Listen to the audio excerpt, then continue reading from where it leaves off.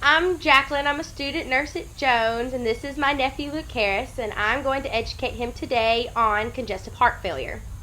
So, congestive heart failure occurs when the heart cannot pump correctly, which results in poor oxygenation throughout the body. The heart will enlarge eventually, which in return will cause further problems because the heart will not be able to pump correctly. Later, the heart will cause the lungs to become congested, and to sum up, the enlarged, poorly functioning heart will cause the body to not correctly or effectively pump the blood throughout the body, which will cause other effects throughout the body. Who is at risk? Well, here are some facts, okay? Congestive heart failure can affect people of all different ages, so from birth to the geriatric age, which is our older population.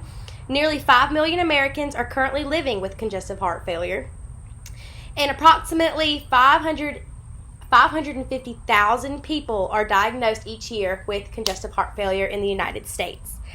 But individually, patients who have an increased risk for congestive heart failure have a past history of hypertension, which is chronic high blood pressure, coronary artery disease, chronic chest pain, a history of a heart attack, COPD, diabetes, or kidney dysfunction, which could also correlates with peripheral swelling, which is the legs and the hands. What are the signs and symptoms? There's shortness of breath when moving or lying flat, or even at night. For example, using more than one pillow, or sitting in a recliner to kind of raise up to kind of help yourself breathe. A cough that's consistent.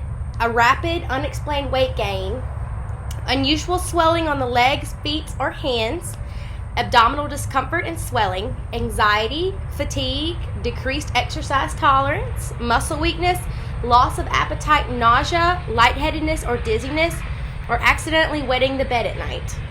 So, you get these symptoms and you're kind of, aware of what they are, so you go to the doctor, call your primary physician.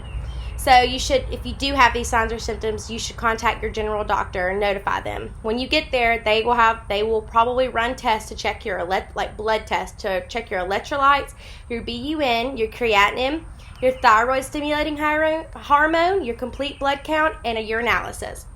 In order to confirm that you do have congestive heart failure, they will perform a chest X-ray, a 12-lead ECG, which is something to do where they stick to monitor your heart and your heart rate and whatnot. An ultrasound of the heart, and they will gather some more blood work, and they will look for high levels of BNP in your blood. So what can you do about it? If you have a confirmed diagnosis of congestive heart failure, your provider will refer you to a cardiologist. They will place you on medication and will have scheduled routine checkups that you must abide by. And they'll just keep, seeing if everything's working out, the medication regimes and whatnot. But some medications that you can be on are diuretics, hypertension medications, digoxin, and some things you can do at home to decrease the symptoms is work out in moderation and allow rest periods, maintain a low-sodium diet and eat plenty of fruits and vegetables, and drink proper amounts of fluid that your doctor tells you to do per day. And that's congestive heart failure.